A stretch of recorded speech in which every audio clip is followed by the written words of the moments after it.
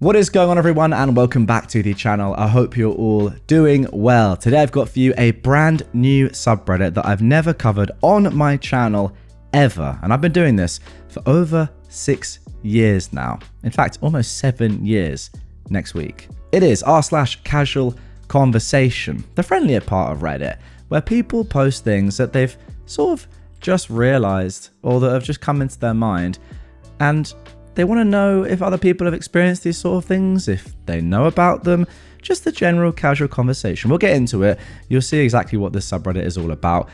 But I've had a look through and it's nice, it's friendly, it's relaxed, and it's interesting. So I hope you guys enjoy. Without further ado, there are lots of posts to look at in this video. Let's get into the first. My British friend thought he could do a day trip to the Grand Canyon from LA, and his reaction to the map was priceless. So, I have a buddy flying in from the UK next month. He's never been to the States before, so he's super excited. We were on a call last night going over his plans for his week in Los Angeles. He casually says, "I was thinking on Tuesday, we grab coffee, drive over to the Grand Canyon for a hike, and then head back to West Hollywood for dinner." I didn't have the heart to tell him immediately. I just pulled up Google Maps and I shared my screen. I had to explain that the quick drive he wanted to do is actually a 16-hour round trip. I told him, "Mate, that's basically driving from London to Berlin just to see a hole in the ground and turn around." He went quiet for a solid minute and just said, "Oh, the movies make it look so close." We had a good laugh about it, and now we're going to go to In-N-Out instead. Question: has anyone else had to explain just how big the US is to visitors? I feel like I crushed his dreams. Well, I can say from experience, as someone who has been fortunate enough to go to America quite a lot in my life, my grandparents live in Virginia, that I didn't know quite how big the US was until I had a similar sort of experience. As part of one trip, we went to Virginia as we normally would, and then drove with my uncle to North Carolina. Now, I thought, looking on a map, right, a map of the entire US, that drive can't be very long. Like, I don't know, like an hour or so. It can't be that long. It's, they're pretty much next door. Like, it's not far at all. No, it was like hours. It took a whole day. I was like, how is that possible? I mean, I'm not even talking about going from Virginia to like New York or anywhere that's not on the East Coast, like more inland. I was shocked. And then I realized quite how big the US is. So your friend isn't dumb, by the way, I don't think. I think that a lot of people in Europe, for example, just do not realize quite how huge America is. I made my wife cry yesterday. I was sitting around and I randomly thought, I should send my wife flowers while she's at work. Apparently, I haven't purchased flowers in a long time, as that was expensive. So I figured instead I'd do the next best thing. DoorDash a coffee and Munchkins donut holes from Dunks. I put the order in. A few minutes later, the driver accepts, and I message him to let him know that it was for my wife and that she's working the front desk today. It gets delivered, and the delivery pic has my wife in the background, so I know she got it. I said nothing to her, as Mondays are crazy busy for her, and I figured the name on the cup would clue her in to who sent it. Unbeknownst to me, my wife was having the worst day up to that point. She works in a cat hospital, and while Mondays are already hectic, they apparently had 4 emergency euthanasias. Wow. She's used to them happening, but from what I understand, that many back-to-back is an outlier, and it tends to weigh heavily on the whole team. After the last one, I guess she made a comment about how she couldn't wait for the day to be over so she could get home to me and our daughter. And a few minutes later, in walks that coffee. Now, the order is obviously from me, but the name on the account, and by extension the sticker on the cup, is our daughter's. DoorDash offered us some special off several orders right after she was born, but we needed a new account. According to her and the vet tech she was talking to, seeing the name on the cup, realizing who sent it, it just caused her to start crying, and she had to go and sit in her car for like 10 minutes. After that, even though it was still busy, I guess the day was far more bearable for her and the rest of the team, which may or may not be because I sent 50 Munchkins to be shared. I mean, if anything, I've just learned from this to send more flowers or donuts or just things in general that might make somebody's day, because doing something unexpectedly kind for someone that you love and then realizing in the moment like this, like how important these little gestures, because it's only a little gesture, can be, it's pretty class. Because like it just shows, I suppose, that you're thinking of them. And it's such an easy thing to do, but I suppose a lot of people don't do it. And yeah, I mean, how much effort did this take from you, OP? Very little. And it had such an impact. So if there's one thing we can all take from this, I suppose, is that we need to do more things like this for the people we love. And I'm saying this to myself as well, by the way. Some idiot scammer on eBay thinks they got me, and I can't be more excited. A week ago, I listed my old MacBook on eBay. After a few days, somebody won the auction and paid immediately. A few minutes later, somebody messages me saying that they want to ship the item to their friend's address. At first, I thought this was the guy who won the auction, but it turns out that was a completely different person. I was just going to curse them out and block him, but then I had an idea. Why don't I ship the MacBook to the right person and also send the tracking number to the scammer so he thinks it's coming to him? Well, that's exactly what I did, and it's going to be delivered today.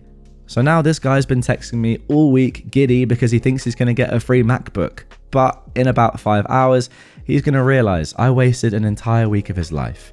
He thought he just came up on a MacBook for free, but the only thing I did was waste his time. I mean, that is just so good. Like, you can imagine him tracking it, and we don't know how near his address is or how close he lives to the actual person that bought the MacBook. But imagine it was like relatively close, as in same country, and they're seeing it be delivered to the factory or whatever, the warehouse, and then all of a sudden it's on its way, and he's thinking to himself, wow, this is actually going to work. And then as the package is getting near his locale, I mean, who knows? I mean, this wouldn't happen because they obviously don't live close to each other, but imagine they did and they were like on separate streets. He's like so excited, ready. He's the next in line. And then the van just goes a different way. And he's like, what the flip? Would be amazing if that happened. Obviously very unlikely, but it would be wonderful. And also well done to you anyway. That's just me imagining a phenomenal situation. I'm roommates with a teenage kid and it's wonderful. Okay, so I'm 27 and this kid is around 16 or something. When my old roommate moved out and this kid's parents contacted me, everyone I know told me that teenagers are the worst, they're hard to maintain, blah blah. But to be honest, this is more functional than any other roommate I've had. She doesn't talk until spoken to because she's always playing some game on her phone. She doesn't give an F about what I'm doing. I could be hanging from the ceiling. She wouldn't care. She explores these new restaurants to order from and sometimes includes me in to split bills so I get new food. The moment she realizes I'm having a private conversation, she puts in her earphones. I'm just so glad, and I wanted to say it out loud somewhere. Also, edit. To everyone who thinks it's weird, it's not. That kid finished high school and she's here to attend some classes for an entrance exam, so she'll be staying here for a few months tops. The academy conducting the classes don't provide dorms, and my place had a vacancy and was within walking distance, so the parents did an LHS equals RHS.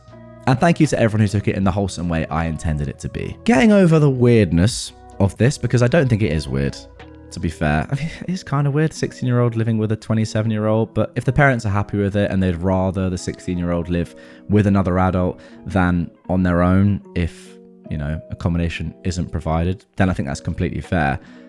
Yeah, interesting. I mean, I've never thought about living with a teenager, but I can imagine that as an adult living on your own, a 27-year-old, I'm 27, you'd rather live with somebody that just didn't interfere with you at all, left you to do what you want to do, didn't judge, clearly a nice person as well, than someone who was your age, but like was annoying, wanted to get involved in everything when, you know, things were private, or was questioning what you were up to, or you felt like you were having to be sort of careful of or on your toes around. So yeah, I can't say that I'm ever going to be roommates with a teenager, but I get it from OP's perspective. I befriended a guy at work that a lot of people look down on and make fun of, and it's changing my life. There's a guy near my cubicle at work who is probably the happiest, most caring person I know, from how I've interacted with him since he got hired a month ago.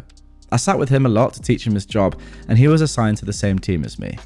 A lot of people have called him weird and made jokes about him. Even the head of the department has made comments about him while he was in earshot. He's always staying active, he does yoga in the parking lot, and if he's tired on his lunch, he will still on his car, not in. Wait, he does yoga on top of his car?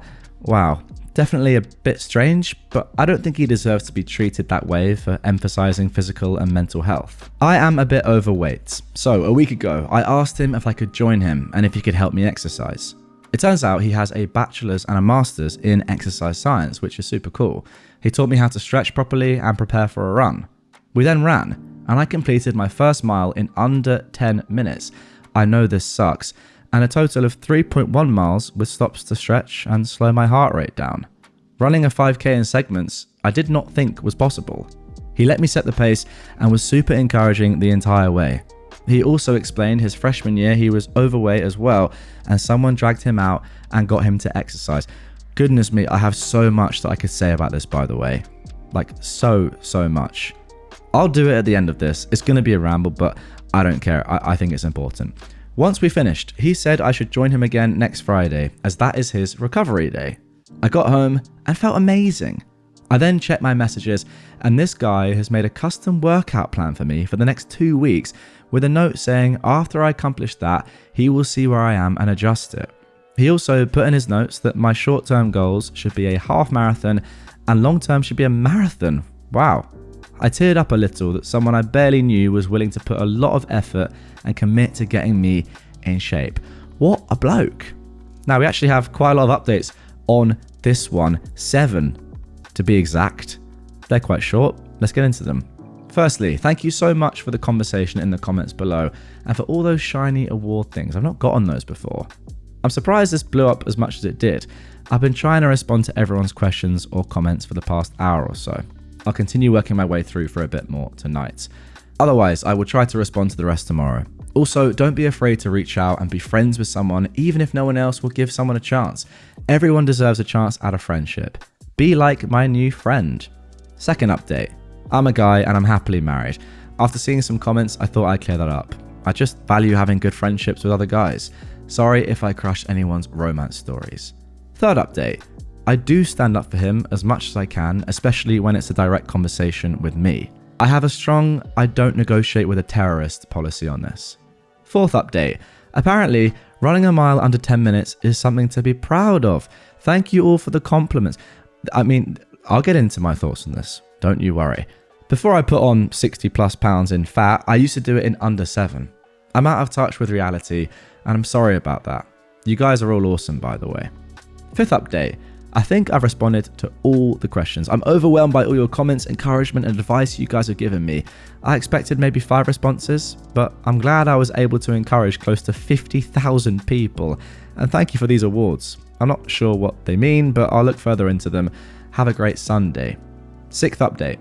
Apparently, my supervisor is a Reddit user and is now messaging me about this. I already put my 2 weeks notice in, but I'm hoping it won't be a drama-filled 2 weeks. Wish me luck. If you're reading this soup, please don't throw me under the bus. And finally, 7th update. So it's been a few months since I posted this and I'm still getting daily support and messages. Thank you for all your kind words. It's worth mentioning this post has 60,000 upvotes. 60,000 and over 2,000 comments. Goodness me. Thank you all for your kind words. Life is going very well. The inspiration of my friend has led me to be in a lot better shape. I just finished a 22-mile kayaking trip with my wife today, and last weekend I did a 12-mile hike up a mountain. I have more energy now than I've had in years.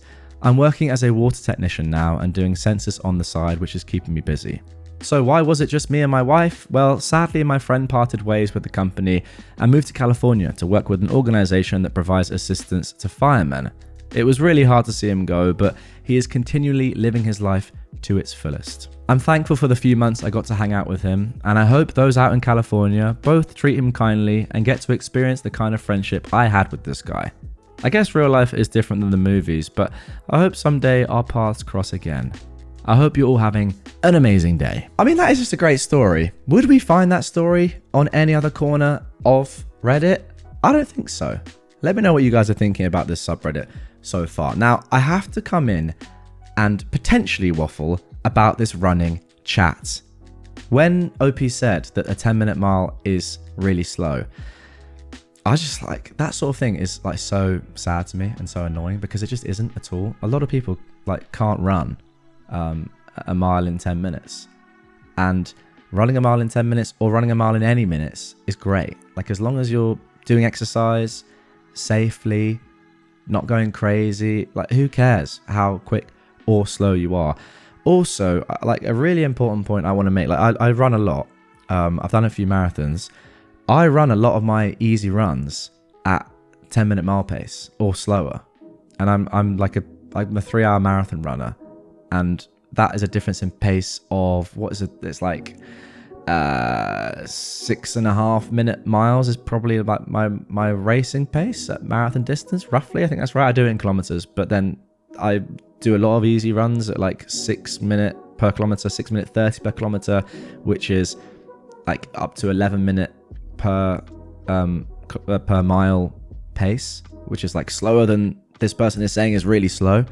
And I think it's one of the big misconceptions about running is that you have to run quickly all the time, whereas actually there's so much benefit in running sometimes as slowly as you possibly can and keeping your heart rate low.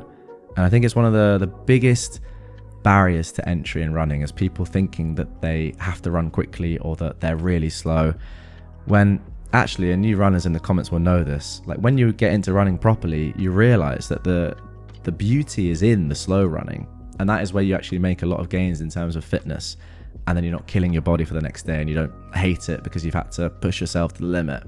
Like, I love my slow runs, my slow long runs. Like, they're great and easy recovery days, like, you know, your amazing friend was saying, OP, are very enjoyable. And I would never not run with somebody because of pace reasons. Like, I would never say to somebody, oh, you're too slow for me, I can't run with you. Doesn't matter what the pace is, there's benefits to be made at every pace. So if you're thinking to yourself, I'm too slow to start running, you're not. It's literally impossible. So give it a go. But back onto this man. What a bloke. What a guy. Like, to go home that evening and make you a full, like, 2-week training plan is such a nice thing to do. He didn't have to do it, but he's probably a bit like me. He's just like, if he sees someone that wants to get into fitness or was fit in the past, or was, you know, into fitness in the past, but has let himself go a little bit, wants to get back into it. And if you're like super harsh on somebody and you say, yeah, join me on my run, we're going at 8-minute miles, for example, and this person just can't do that because, you know, a lot of people can't do that, that's just going to ruin it for them and they're never going to want to run again. But doing what this lovely man did has changed OP's life. Well, that's elite, isn't it? Like, they're doing huge kayaks, 12-mile treks up mountains. They've got more energy than they ever had. That's so cool. Shows what like a, you know, a nice person can do for somebody else, and what a reasonable, patient, relaxed introduction to fitness can also do, rather than the harshness that I think a lot of people probably have to deal with, all that is out there. So yeah, fair play to this guy. And moral of the story, I suppose, be friends with people that are nice. I mean, it's not really much of a moral. Maybe the actual moral is just, you know, give people a chance that might be a little bit weird. But also, respect for doing yoga on your car. That's class. I think that is weird, but respect to you. That is the sort of person that I want to be friends with. Anyway, guys, let's leave it here for this one. That's going to do it for the first episode on r/CasualConversation. What do you think? If you don't like it, tell me in the comments. If you like the more casual vibe, tell me in the comments. If you love it, it will be back. If you don't, it won't be. Up to you. I wanted to try a new subreddit. It says in the subsection, the friendlier part of Reddit, have a fun conversation about anything that is on your mind. Ask a question or start a conversation about almost anything you desire. Maybe you'll make some friends in the process. And 2,000 comments later on this post, I think that's 100% the case. So yeah, let me know your thoughts. I hope you guys like it, and I'll catch you very soon with some more Reddit content.